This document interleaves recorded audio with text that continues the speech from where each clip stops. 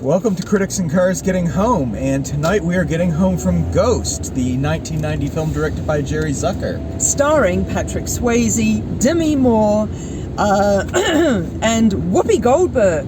Yes, and I had never seen this film before, which is... Oh, no, not this way. Oh, yes. And once again, our Uber service is in full effect in the back And because seat. we're using this as our camera, I'm unable to put the Google Maps on to get me to the client's house. Sorry about that, client. Who is that? Oh, Who did is you have that? the car unlocked again? So, ladies and gentlemen, today we're privileged to have two friends, Chris and Kate, with us. They came to see Ghost. It was really great. Yeah. Did you have any thoughts, Kate? Yeah. So one really great, one no comment. We'll get star ratings from them when we let them out of the car. I give Ghost 4.5 stars. Wow, 4.5. Wow. I think Ghost has everything. I think it's sweet. It's the next right. It's the next right. It's sweet. It's funny. It's got a bit of action. Yep. It's got some intrigue. It's got the supernatural. The supernatural, It's got paranormal comedy. romance. Yeah, that's the Sculpture. thing. Sculpture, yes. The arts, it's And it's, banking. And every good film needs banking. Exactly. You know what? Okay, all right. This is something I was thinking about during the film. I find it really satisfying that that the kind of keep going straight through. That the kind of villainous guy gets thwarted quite early on. The which guy? The villain. The villainous Tony kind Goldwyn, Of, spoiler. yeah. The bad Oh yeah, guy. so if you haven't seen the film... no, turn off your YouTube straight through. Straight. Are you serious? Straight yeah, through? straight. Oh my god. But like, it's actually quite. It's not too. You know how it becomes really clear that Rita Miller has taken out all. Sorry, this is just plot spoilers. I don't know this is gonna work. I think if you were fine. If you cared about seeing Ghost, you probably would have seen it by now. And if not, the plot's sort of secondary to the pleasures I'm gonna anyway. get out of this car in about a minute. I just really like that he gets thwarted so early, and that it's really clear that his financial transaction is just not going to go through, and it's just all over. And that to me is like the real kind of. But what is this telling us about the Everly Brothers song, Unchained Melody, Chris? Huh? That's a very strange lead. So I basically... have things to say about that too, but I don't want to hog. Well, No, go for it. 'Cause Go for it. We'll all have plenty of time to hug it when you're gone.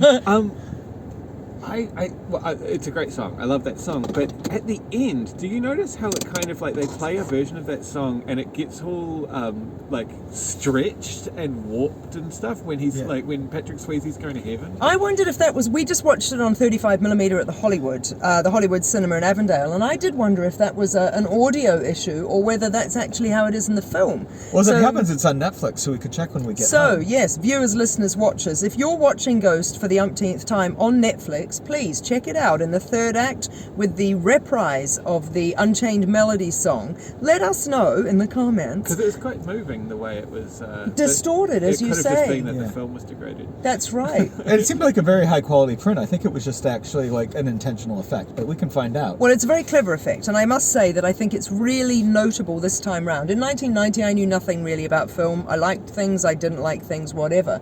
This time, we think that the cinematography is fantastic, like really notably interesting for a film that's I really feel a like we're holding them 1990s hostage. They thriller. can get out and we can No, get they're credit. allowed to be here. Oh, They're yeah. part of this bit.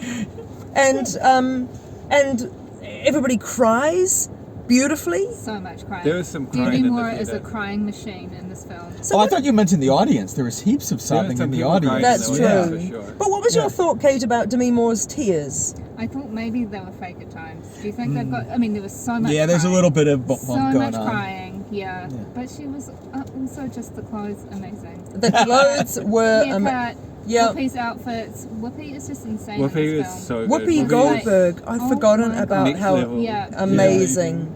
I was expecting it to be a bit nails on chalkboard over the top, and no, it was just perfect. No, she's Proof. fantastic. You know. Everything Hey, about Brown. it is so Fu- great. fully commits to the comic relief without it being just relief. Yeah, And- absolutely. and So, the yeah. reality of the character. The fact... It's like creepy aspect to, a the certain white scene. man jumping into the, into her body. To her body. Yeah. in order to I have think like there's a lot of things that we'd interrogate. There are a lot of things that in 2021 might feel a little bit strange, a little bit odd. I would just say, when you say a white man leaping, good Lord, Patrick Swayze, was he a dancer? Because my goodness, even walking down the street, he moves like a dancer. And every time Patrick Swayze walks through a person or jumps into a subway train, he does it with a wonderful sort of... Not a dirty dancer. Not a dirty dancer. More a Roadhouse kind of dance. So let's do a very quick star rating. We've heard 4.5 from Chris. Kate, what would you give it? I'm going with 4. 4 out of 5? Well, I logged it as 4, and I think it's about as good as that movie would get. It's Yep. in all quadrant entertainment, and I would go 4.5. You want to go 5?